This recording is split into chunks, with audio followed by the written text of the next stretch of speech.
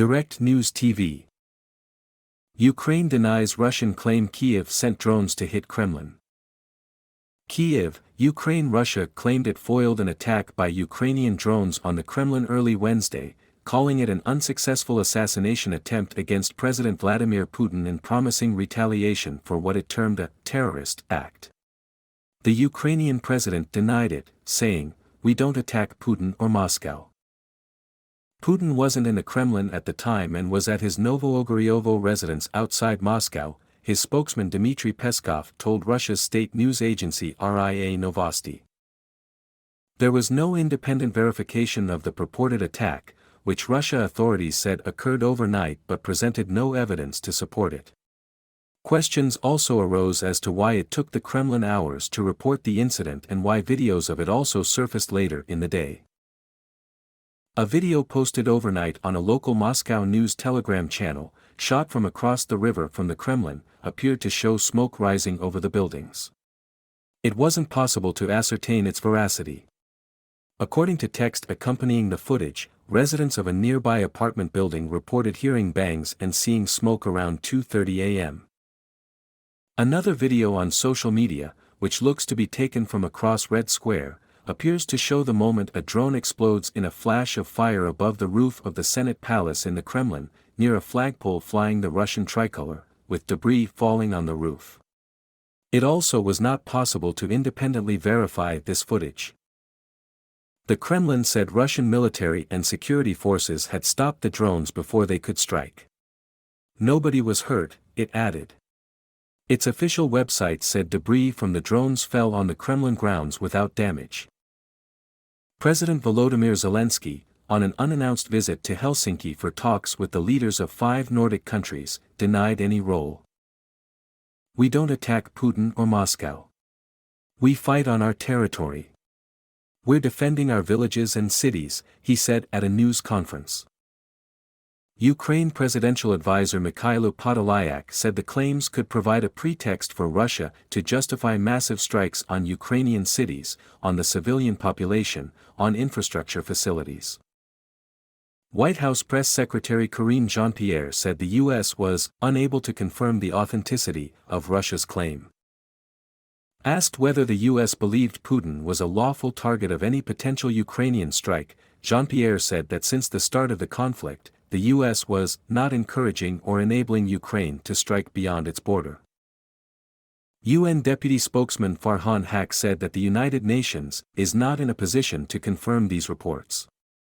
"We strongly reiterate our call on all concerned to refrain from any rhetoric or action that could further escalate the conflict," Haq said. The purported drone attack would be a significant escalation in the 14-month conflict, with Ukraine taking the war to the heart of Russian power.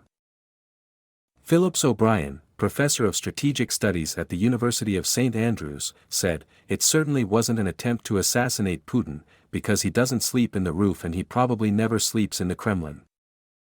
He added it was too soon to prove or disprove whether it was a Russian attempt either to make Ukraine look reckless or to buck up Russian public opinion, or if it was a Ukrainian operation to embarrass Russia.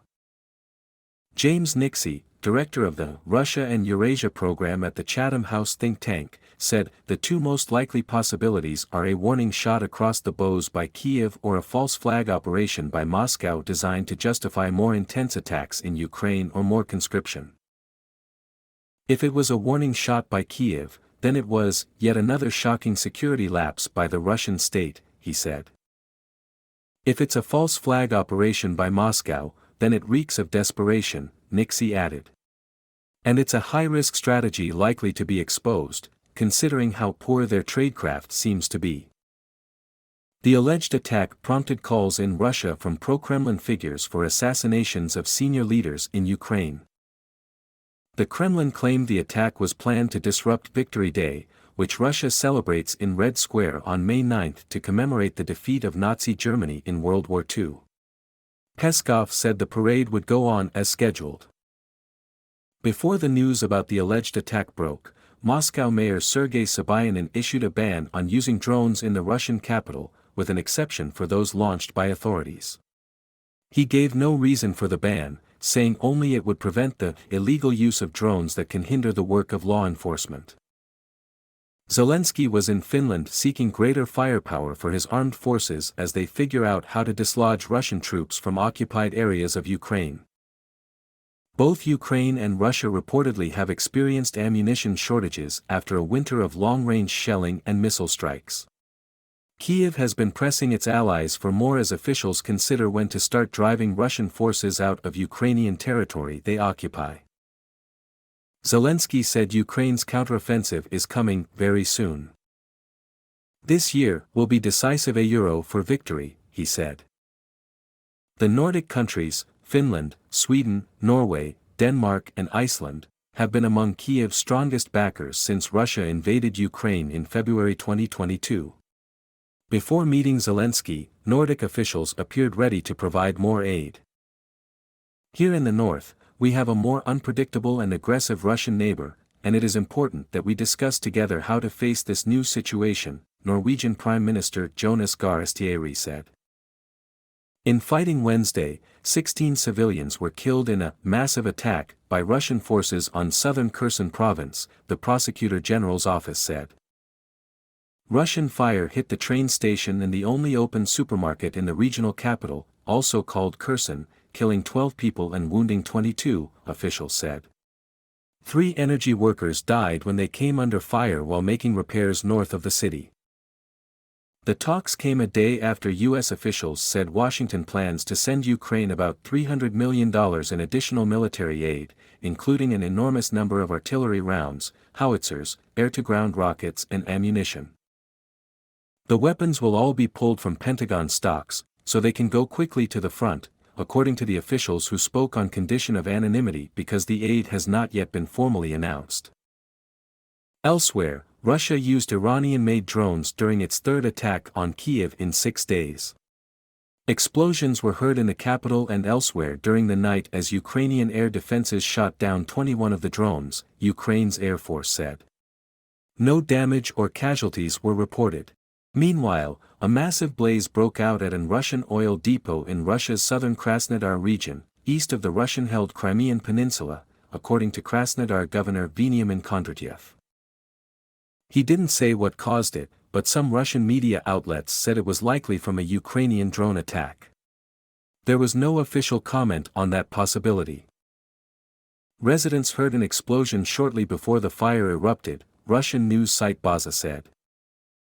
Military analysts think Ukraine is targeting Russian supply lines while gearing up for a possible counteroffensive amid improving weather and as it receives more weapons and ammunition from the West. Explosions also derailed a Russian freight train and hit a Russian airfield in recent days. Last weekend, a massive fire erupted at an oil depot in Crimea after it was hit by 2 Ukrainian drones, a Russia-appointed official said. In anticipation of a Ukrainian counteroffensive, Russian forces are focused on destroying logistical routes and centers of Ukraine's armed forces with long-range strikes, Kyiv military officials say. At the same time, Russia plans to continue talks with the UN and other parties to an wartime agreement on facilitating Black Sea agricultural shipments, Kremlin Press Secretary Dmitry Peskov said ahead of talks on Friday. Earlier Wednesday, Russian Foreign Ministry spokeswoman Maria Zakharova confirmed new consultations between Russia and the UN on access of Russian agricultural products and fertilizers to the world market would be held in Moscow. Signed in July and renewed twice, the deal freed Ukrainian grain shipments that were held up in the country's blockaded ports last year. The deal expires May 18 unless Russia agrees to its renewal. My name is Kingsley.